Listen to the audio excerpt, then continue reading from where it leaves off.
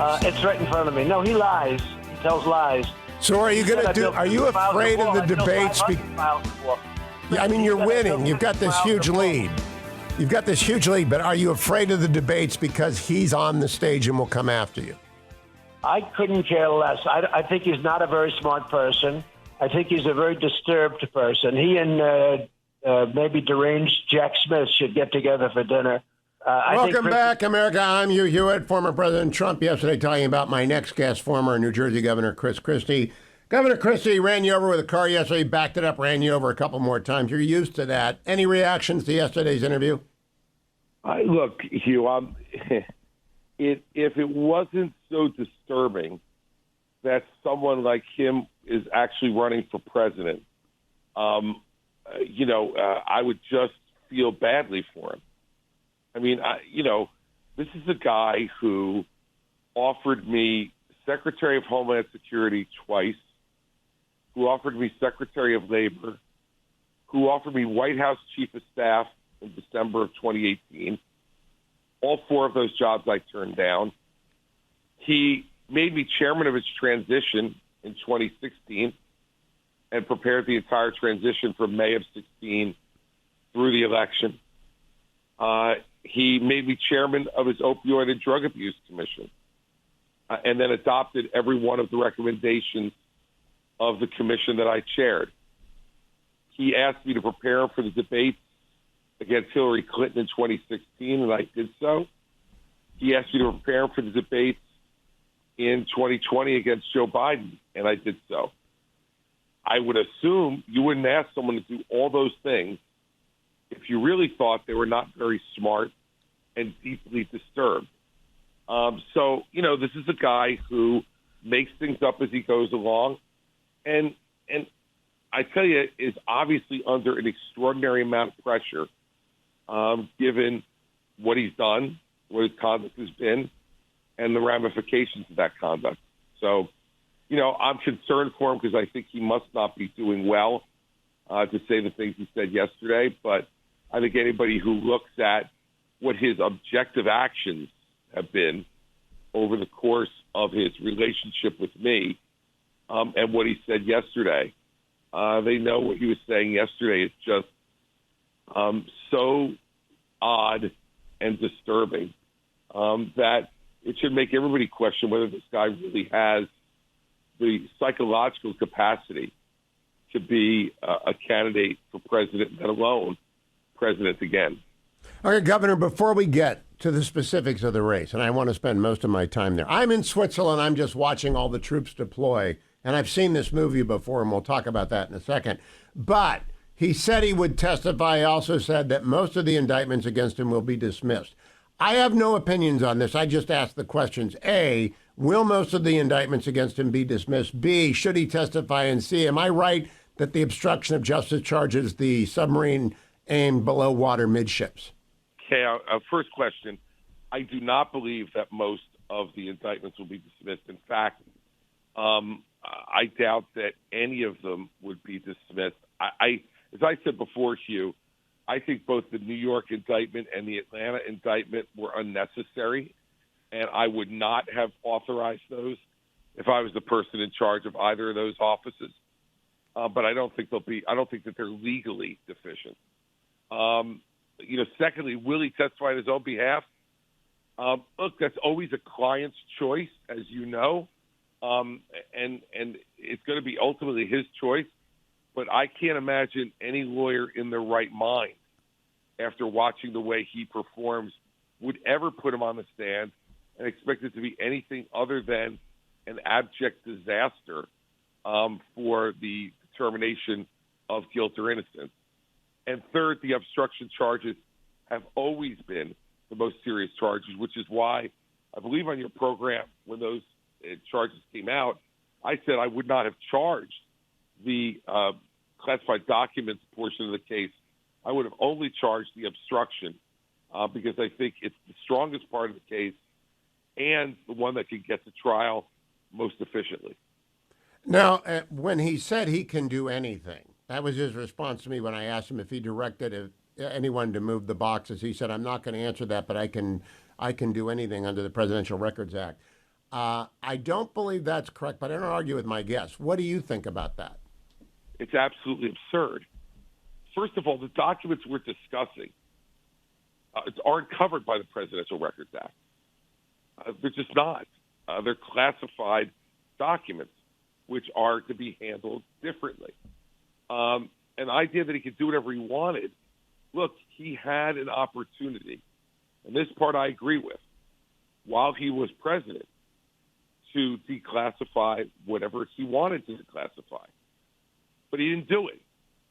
And the idea that he could do it by kind of mind melding with the documents, either while he was president or after, is so absurd that that claim will be laughed out of court. So the Presidential Records Act does not cover what he's talking about. And that's why, I'm sure that's why Jack Smith charged those things. I'm just saying as a strategic matter, I wouldn't have charged them because the obstruction case appears to be so incredibly strong.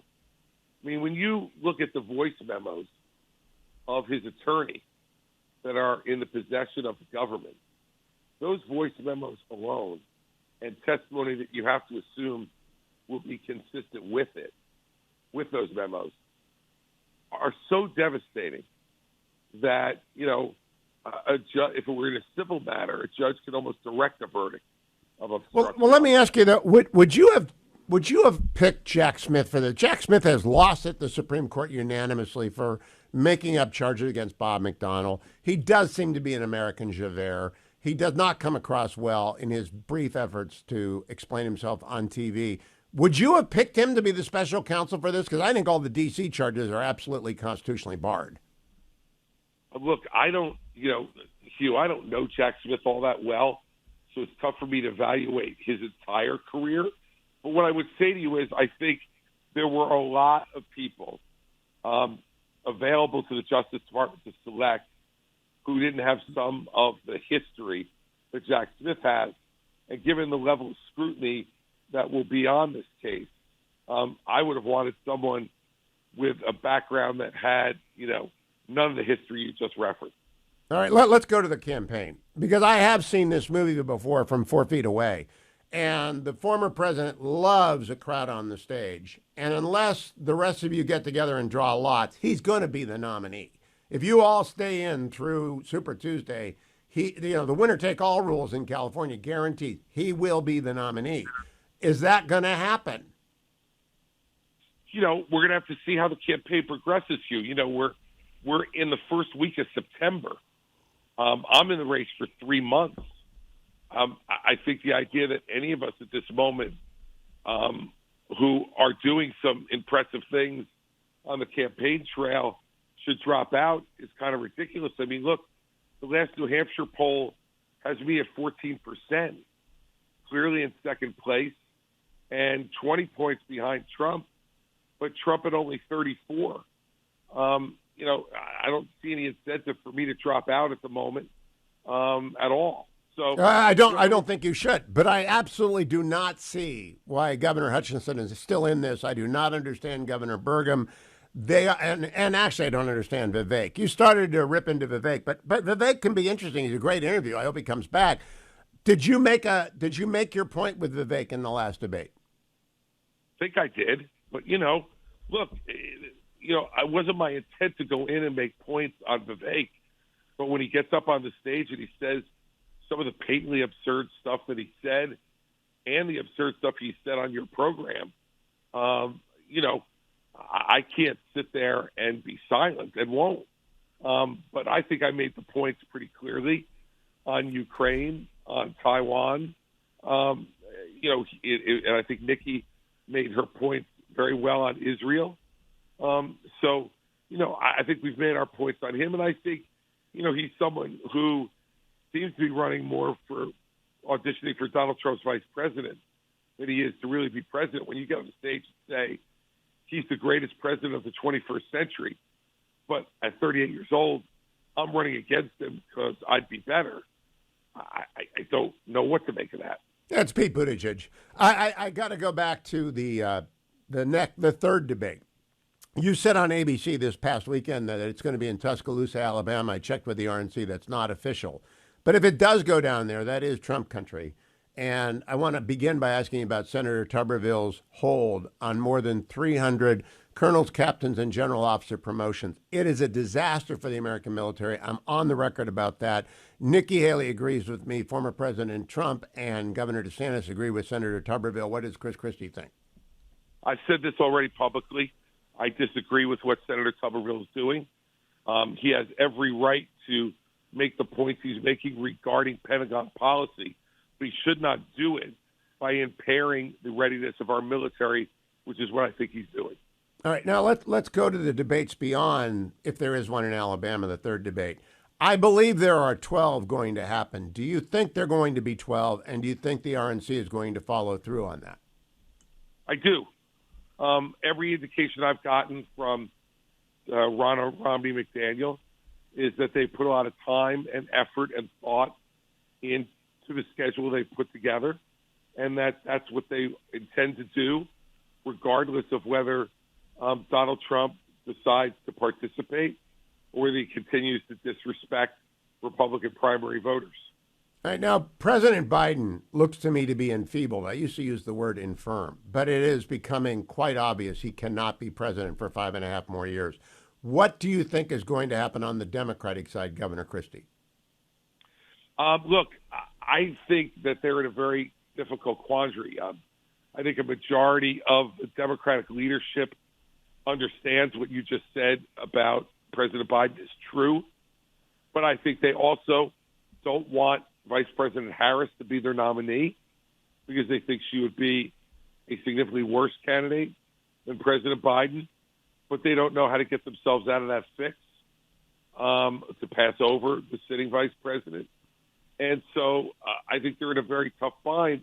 I don't think Joe Biden will back out if Donald Trump is our nominee. So I agree with that. I'm going to come back with Governor Christie if he can give us some additional time. So don't go anywhere, America. I'll talk to him off the air for one question or two, and we'll post that and play it tomorrow. But we'll be right back. Don't go anywhere. Stay tuned to the Hugh Hewitt Show. I'm back now with Governor Chris Christie. We will air this tomorrow. Governor, let's use these 3 minutes off the air, and I'll play it tomorrow, about Dr. Fauci. You heard what the president said yesterday.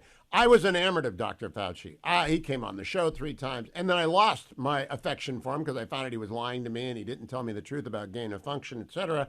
What was going on? You were there. What was going on with Tony Fauci and Donald Trump? Look, I mean, I first have to admit that I wasn't nearly as close to it at that time as I was earlier in the administration in terms of being consulted by the president on these issues.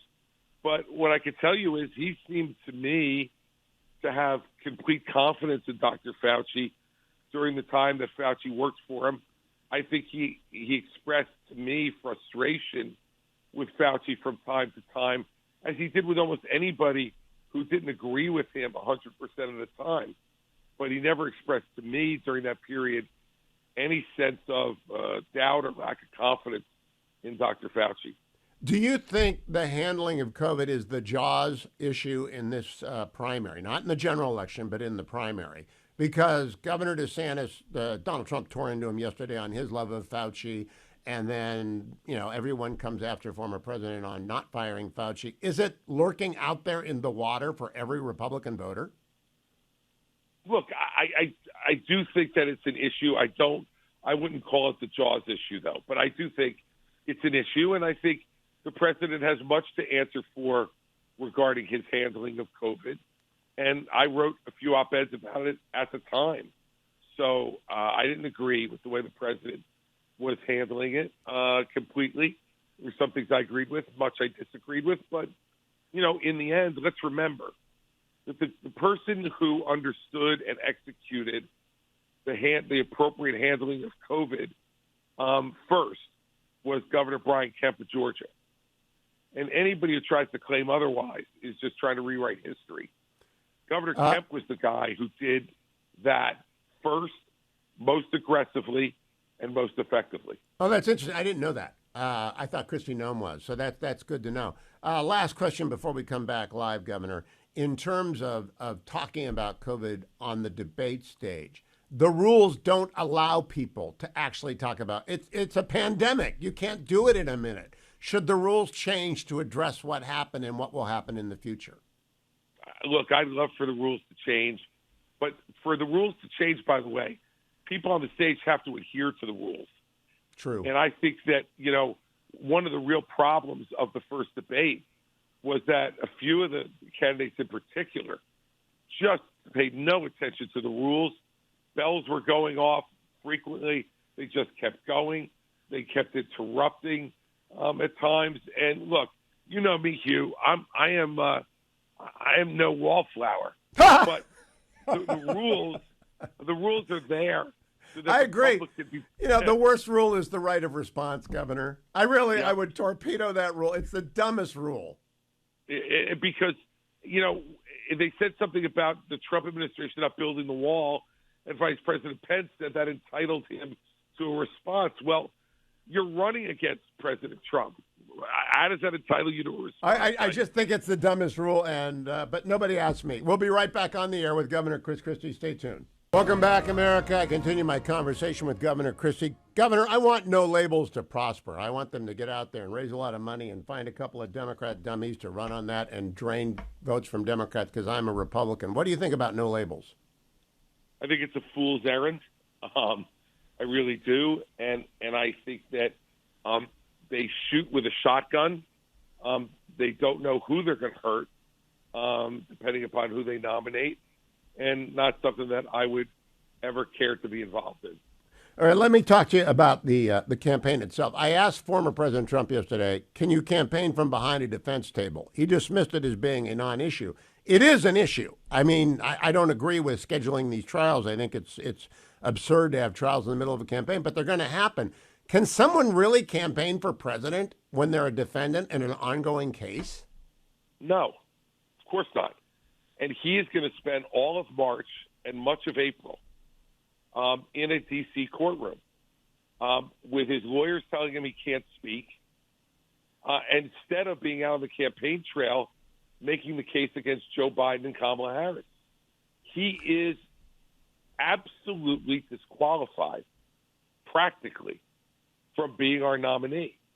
And if we nominate him, we will lose. It's that simple. All right, Governor. Regardless of whether you think the indictments are fair or unfair, or the scheduling of the trials are fair or unfair, they are a reality. Yeah, that is a reality. Him. So I want to ask the two most important questions. At the first debate, very little time was spent by Republicans talking about Joe Biden. What is the best case against Joe Biden in 1 minute, Governor Christie?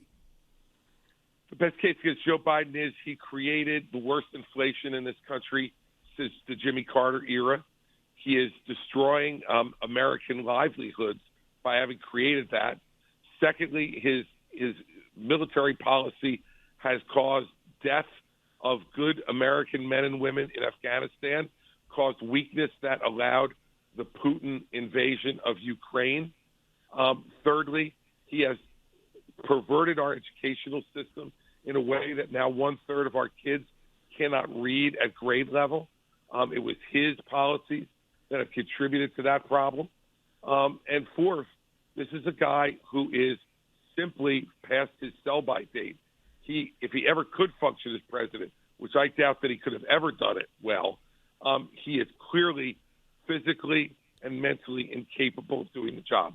And then that question didn't get asked, and I would have asked it, even though it's boring and very, very predictable. Why do you want to be it? The other boring, predictable, but necessary question, why Chris Christie? There are 7 people on the stage with one guy off stage who's got the lead. Why Governor Christie? What are you telling the people in New Hampshire? Because you are rising in New Hampshire. What I'm telling them, Hugh, is that what we need to do first and foremost is defeat Joe Biden. And there's only one person on that stage, and it is me, who's defeated a Democratic incumbent. And I did it in a very blue state with being outspent 3-1 by the former CEO of Goldman Sachs and the incumbent governor at the time, John Corzine. Last time we defeated a Democratic incumbent president was Jimmy Carter. And who defeated him? A conservative Republican governor from a blue state, Ronald Reagan. we first need to win. Second, we need someone who actually knows how to deliver results, not just rhetoric. And I did so in a place with a Democratic legislature for 8 years that fought me every step of the way. And I won a majority of those battles because I knew how to communicate with the people and bring them together in a way that led to a re-election in that blue state with 61% of the vote, 70% of the independent vote, and 58% of the women's vote against a female candidate. So you need someone who knows how to win and then knows how to deliver results to ensure an overwhelming re-election. There's no one else on that stage who's ever done it except for me. Okay, my personal question is always, if you have one big swing because you get the Republican Senate and the Republican House, I would take it at getting the ability back to fire people in the federal government because we can't do anything with a permanent administrative state of 1 million people. What would Chris Christie ask for in that first reconciliation? What's the big swing? You know, Hugh, it's interesting that you gave the answer you just gave. I think it's incredibly important because you can't run a government if you can't determine personnel. Personnel is policy, especially in a government the size of the United States government, which is the largest government in the world. And so I do think that recommendation by you is one that I've thought has been smart for years, and one that I think would be incredibly, incredibly important in order to empower a president to really change policy through every level of the U.S. government. Former Governor Christie, thank you. You know, your staff's still not telling me when you're in New Hampshire. I'm going to be in Ann Arbor this weekend for my 40th law school reunion, so I can't come down this weekend. But please let me know when you're there. I'll drive down and see you in person. I want to watch from the cheap seats. I will be in New Hampshire Monday and Tuesday, the 11th and 12th of September, doing a big town hall meeting in Bedford on the 12th. Oh, count on it. I'm going to be down there. Chris, have your team send me something, please. I want to be in the cheap seats. I don't want to be up front. I just want to watch and see how the crowd reacts. Chris Christie, always great to have you on, Governor. Thank you for joining me at my invitation after Donald Trump yesterday.